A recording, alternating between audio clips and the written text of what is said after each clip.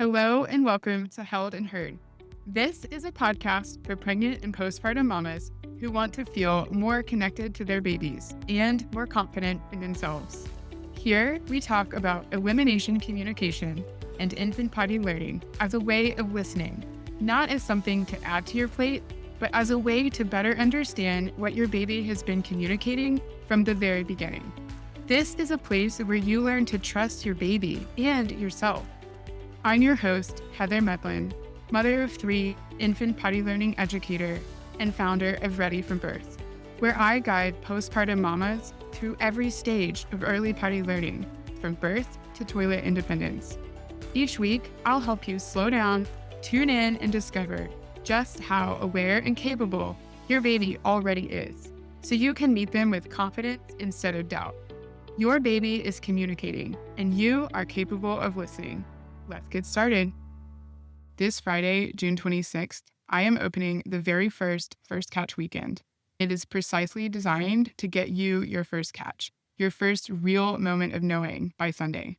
The knowing is learnable, it is buildable, and it works in hotel rooms at 3 a.m. It works at daycare. It works in the hardest possible conditions because it's not about conditions at all. I want to show you what that feels like. It is 48 hours, $27. We start Friday at 5 p.m. on June 26th. The link is below. This past weekend, I had the hardest possible travel day of my life. Honestly, I never want to get on an airplane again. I'll probably change my mind, but right now I am like, let's build a van life all the way. So here's what happened. And I'm actually recording this episode from my living room at home. And I was supposed to be in New Jersey this weekend visiting our family. We were supposed to be up there for our nephew's birthday. And long story short, we did not make it. So here's what happened. I had perfectly strategically picked the best possible flight. We were going to be leaving in the early afternoon, exactly at nap time. It was a direct flight. And then we were going to pick up a rental car and drive the rest of the way. I was super excited about this. You guys, if you have children, you know that the time of the flight matters a lot because you can't go too early because then you have to get your baby up way too early. If they lose sleep, everything is ruined. So I'm thinking we've got this all dialed in. We've got a pack and play at my brother and sister-in-law's house. We're going to be all good. So we're traveling light. We've got everything ready. We're thinking this is going to be a great day. No, that is not what happened. We got a notification as we were getting ready to go pick up our kids from daycare that the flight was going to be about an hour late. And we're thinking like, okay, no big deal. That's perfect. That gives us a little bit of extra breathing room. We're not going to be rushing. So we go and pick up our kids. We head straight to the airport. We board the flight. I made sure everybody had a chance to use the bathroom before we got on the plane. And I had just ordered a foldable travel potty seat the night before, had it overnight delivered by Amazon. I'm thinking we are golden. Because here's the thing. My baby is 14 months now. He's walking. He's been potty trained since well before he was 1, well before he was walking. He knows what to do. But he will not go if I'm holding him over the toilet anymore. So normally when he was a baby, I would just hold him in a classic EC hold over the toilet. And he would pee or poop in the toilet and it was no big deal. Now that he is bigger and he is more independent and he's used to sitting on the potty at home by himself, he will not go if I'm holding him. He's like screaming, arching his back, absolutely will not relax. So I ordered a travel potty seat so that he would be comfortable and could sit directly on the toilet and he wouldn't fall in and I would be able to help him continue his potty routine on the go while we're traveling. And so I took everybody to the bathroom before we got on the airplane. Everybody had had a snack. We were ready for that nap. And then we're sitting there, we're waiting to push back. And the pilot comes over the PA system and he's like, I have good news and bad news. Which one do you want to hear first? And the good news was, he says, we are going to leave eventually. But the bad news is there are storms all up and down the East Coast and we cannot fly into New York. We were supposed to fly into New York. And we're going to sit here for an hour. I'm thinking, an hour, it's nap time. I'm going to have to nurse my baby so that he can go to sleep and we'll leave eventually. So the timing doesn't work out perfectly, but it'll be okay.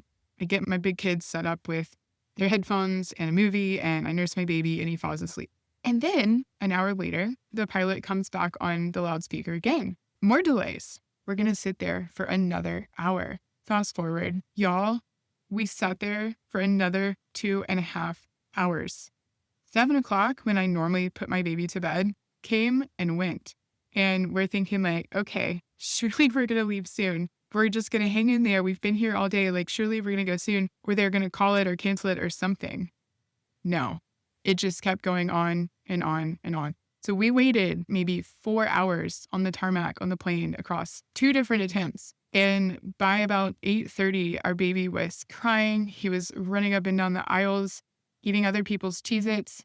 By the way, he has a dairy allergy, so I'm panicking because I'm like, oh my God, there's literally Cheez-Its everywhere. The pilot walked around and was handing out Cheez-Its. There's no coffee because we haven't actually taken off. It was just exhausting to the bone. My baby is crying. He's tired because he normally would go to bed by 7:30 and we're still sitting on the airplane. It's super loud. There's super bright lights. And I'm looking at my husband like, we've got to make a decision. We've got to do something. So we finally decide to get off the airplane to try to rebook the flights, and we're going to try to get there another way. So we're standing at the ticket counter and the guy is looking for alternative flights. And he's basically like, well, you could take the same flight tomorrow, but then we would miss the birthday party that we were trying to get to. Or I could put you on this other direct flight tomorrow morning from this other airport at 7 a.m., but you're going to have to drive there. It was about a 2-hour drive away. So we decided we're going to drive. We're going to drive to the other city. We're going to try to catch the 7 a.m. flight, which honestly, we should have gone home at that point. Like, lesson learned, we will never do this again. We were so hopeful and we had invested so much time in this already. And just the effort of packing everything up and getting to the airport with 3 small children, we were committed. So we get in the truck, we drive to the other city. We found a hotel on the way. And of course, I'm calling the hotel and I'm like, do you have baby cribs? Because we did not bring our pack and play because we had a pack and play at our final destination at my sister-in-law's house. And I had even told my husband, I was like, we should really just bring our own pack and play because you never know what's going to happen on the margins in between leaving our house and getting to theirs.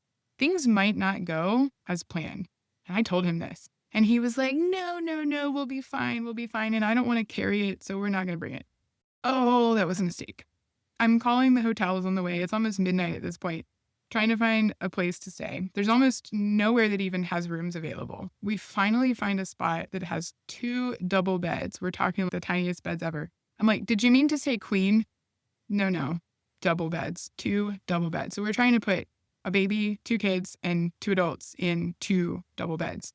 I'm like, do you have baby cribs? Do you have pack and plays? No, we don't. So my husband's like, oh, it'll be fine. He'll just go sleep in the bed. It'll be fine.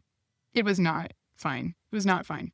Our kids fell asleep on the drive to the hotel. This was about a 2-hour drive. My baby zonked as soon as we got in the car. But then when we got there, he woke up. He did not transfer to the bed. He woke up. And if your baby sleeps for a little while and then wakes up, it is near about impossible to get them back to sleep. So we get everybody in the bed. I'm nursing my baby thinking he'll fall asleep on the boob. I'll just lay him down and it'll be fine. Oh no, he did not settle. He did not fall asleep. The moment I tried to lay him down in the bed, he popped right back up. He did not want to stay in the bed. He kept trying to get down. And here's the thing. If you don't have a pack and play in a hotel room, and you guys are never, ever going to travel without one after this story. If you don't have a pack and play in the hotel room, you can't go to sleep because if your baby's not asleep and it's not set up for co-sleeping, it's not against a wall, you can't really barricade your baby in because they're mobile, they could fall out of the bed. They could get out of bed. They could walk around and stick their finger in an unprotected electrical socket. Anything could happen. Who knows what they're going to find underneath the bureau in the corner? All I want to do is go to sleep at this point. I am exhausted. It is 1 o'clock in the morning. My baby is wide awake. He is screaming every time I try to lay him in the bed. He's trying to get out of bed and run around the hotel room, and it's just not working. And finally, about 2:45 in the morning, as he's still bouncing off the walls, throwing shoes around the place, I realize it's not that he's wide awake. He needs to pee. And he had not pooped that whole day. And I had taken him to the bathroom in the airport. I had taken him to the lavatory on the airplane multiple times expecting a poop because of how he was acting. and he never got comfortable and went. And so I'm thinking he either needs to poop or he needs to pee. So I finally took him to the bathroom in the hotel room. I got out my little travel potty seat. Thank goodness for that. I set him on it and he immediately relaxed. He peed right away, huge pee. And then he finally settled. That was it. That was what he needed. He just needed to go pee. And after that, I was finally able to hold him and sing to him. And he finally fell asleep in my arms. And oh my goodness, this child weighs like 1,000 pounds. But I finally got him to go to sleep and I was able to lay him down and go to sleep myself. Longest night ever. But EC saved the night. And here's the thing, y'all. I knew what he needed. Not because I had a schedule to follow or a timer going off. I just knew. I recognized his behavior because I know him. I took him to pee and the long night, the worst day of travel of the year, finally ended. That is not a superpower. That's not because I am an exceptional mother or because I have an exceptional baby. It is a knowing, and it is the only thing standing between where you are right now and what I just described. The knowing is learnable, it is buildable, and it works in hotel rooms at 3 a.m. It works at daycare. It works in the hardest possible conditions because it's not about conditions at all. I want to show you what that feels like. This Friday, June 26th, I am opening the very first Catch weekend. It is 48 hours, $27, and it is precisely designed to get you your first catch, your first real moment of knowing by Sunday. The link is in the show notes. This is the last episode before we go live. You have 5 days, $27. We start Friday at 5 p.m. on June 26th. The link is below. I'll see you there.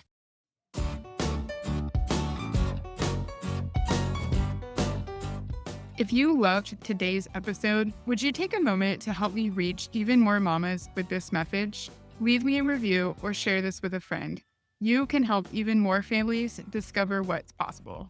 You can find education and support for every stage of your baby's potty learning journey at readyfrombirth.com. And be sure to follow me on Instagram at readyfrombirth.ec.